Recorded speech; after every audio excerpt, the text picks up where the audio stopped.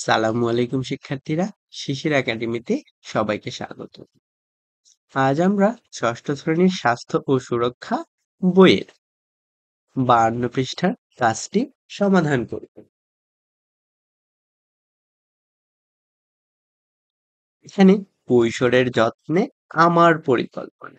কৈশোরের যত্নে আমার যেসব পরিকল্পনা আছে সেগুলো দিয়ে এই ছকটা পূরণ করতে হবে।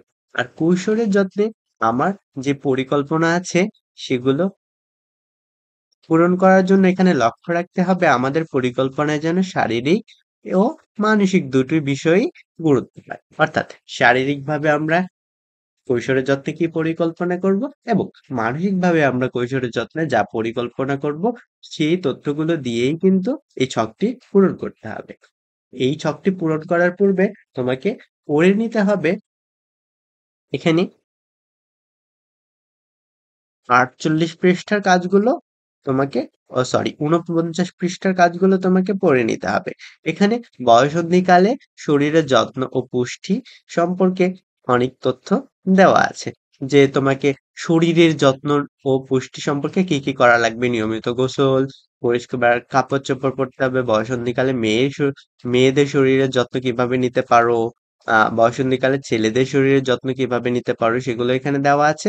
এবং বয়ঃসন্ধিকালে পুষ্টিকর ও সুষম খাদ্যের অভ্যাস গড়ে তুলতে হবে এবং বয়ঃসন্ধিকালে মনের যত্ন অর্থাৎ মানসিক কাজগুলো করার জন্য তোমাকে যা যা করতে হবে সেগুলো এখানে উল্লেখ করা আছে। এগুলো পড়ে নিয়ে তোমরা চাইলে তোমাদের নিজেদের মতো করেও উত্তর করতে পারো, অথবা আমি একটি নমুনা উত্তর করে রেখেছি, সেখান থেকে তোমরা চাইলে হেল্প নিয়ে তোমরা উত্তরটি করতে পারো। চলো আমার নমুনা উত্তরটি দেখা যাক।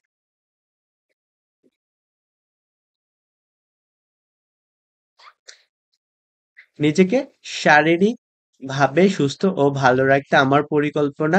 নিজেকে শারীরিকভাবে সুস্থ ও ভালো রাখতে আমার পরিকল্পনাগুলো হতে পারে এরকম: নিয়মিত গোসল করা, ২ পরিষ্কার কাপড়-চোপড় পরা, ৩ মেয়েদের মাসিকের সময় পরিষ্কার কাপড় অথবা স্যানিটারি ন্যাপকিন অথবা প্যাড ব্যবহার করা, ছেলেদের বীর্যপাতের পর গোসল ও শরীর পরিষ্কার রাখা, ৫ পুষ্টিকর ও সুষম খাদ্যের অভ্যাস গড়ে তোলা।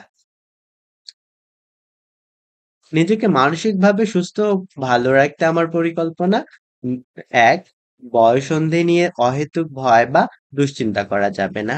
২ আবেগ নিয়ন্ত্রণে রাখতে হবে। ৩ ছবি এঁকে অনুভূতির প্রকাশ করতে হবে। ৪ যে স্থানে রাগ হচ্ছে সে স্থান ত্যাগ করতে হবে।